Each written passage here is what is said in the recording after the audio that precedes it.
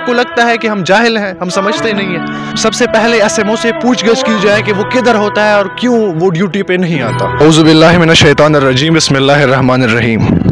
नाजरीन, आप सोच रहे होंगे कि मैंने हाथ में ये कागज़ क्यों पकड़ा है। नाजरीन, ऊंची दुकान पी का पकवान, ये ज़रबुल मिसल तो आपने बहुत बार सुनी होगी। और आज मैं अपने इलाके के एक अकलौते और लाडले अस्पताल के बारे में कुछ बताने जा रहा हूँ। नाज़रीन, आज फुर्सत मिली तो दादा के हमरा मैंने RHC तबीसर का रुख किया। इनिशियल जब चेकअप हुआ तो डॉक्टर साहब से मैंने अर्ज़ फरमाया कि ECG करनी है। उन्होंने ECG लिख दी। पूछा गया कि ECG होती कहाँ है, तो उन्होंने बताया कि ECG तो डिसफंक्शनल है, मीन्स काम नहीं कर रहा। वापस आए, डॉक्टर साहब को कहा कि ECG तो डिसफंक्शनल है। कहते हैं BP चेक करवाएं।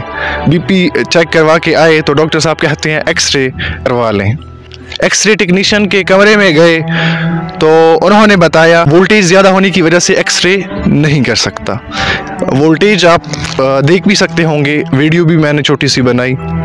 मैंने अर्ज़ किया कि कुछ इक़दामात आपने किए हैं, किसी को आपने मुतला किया है, तो उन्होंने फरमाया कि STO का लबाख को बताया है, लेकिन STO साहब को शायद लगता है कि एक्सीडेंट या हादसात वो नहीं हो सकते, इतना संगीन ये मसला नहीं है, तो उन्होंने टीम भेजना मुनासिब ही नहीं समझा कि वो जल्द अज जल्द इस पे काम करें और जो वोल्टेज है उसका मसला सॉल्व करें। जब भी मैं गया हूँ अस्पताल में तो SMO को मैंने नहीं देखा, जो सीनियर मेडिकल ऑफिसर होते हैं, तो उसको मैंने अस्पताल में नहीं पाया। उनका पूछा तो फरमाते हैं कि वो तो नहीं है। पूछा कहाँ मिलेंगे, पहले तो उन्होंने टाल मटोल से काम लिया, किसी और की तरफ इशारा करते हुए कहा कि इनसे पूछें कि SMO मिल सकते हैं कि नहीं। फिर उन्होंने अर्ज़ किया कि SMO तो नहीं है। तो मैंने पूछा SMO नहीं है तो अटेंडेंस में लिखा होगा एब्सेंट हैं, क्या है। डॉक्टर साहब ने अर्ज़ किया कि SMO के बारे में एडमिन हैं तो उनसे पूछिएगा। एडमिन साहिबा के कमरे में गए तो वो भी गायब थी। पूछा कहाँ है, तो एक साहिबा बेटी थी, वो कहती हैं कि बाहर फाइल्स बना रही हैं कि क्या कर रही हैं। बाहर गए तो वहाँ भी नहीं थी।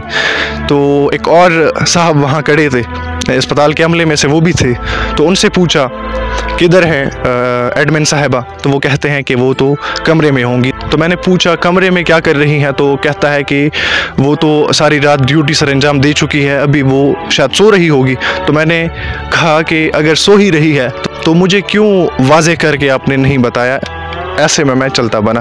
कहानी सुनाने का मकसद दरअसल यही था कि पूरे इलाके में ये एक ही अस्पताल है और इतनी खूबसूरती के साथ इसको बनाया गया है, इतनी खूबसूरत इसकी बिल्डिंग बनाई गई है, लेकिन यहाँ ज़ुकाम और सर दर्द के अलावा किसी चीज़ का इलाज सही तरीके से नहीं हो पाता। सिर्फ फॉर्मेलिटी की हद तक चेकअप किया जाता है, कोई सही तरीके से चेकअप भी नहीं होता और बेकारियों की तरह टुकड़े टुकड़े करके आपको मेडिसिन्स फ्राहम कर दी जाती हैं और आपसे जान छुड़वा दी जाती है।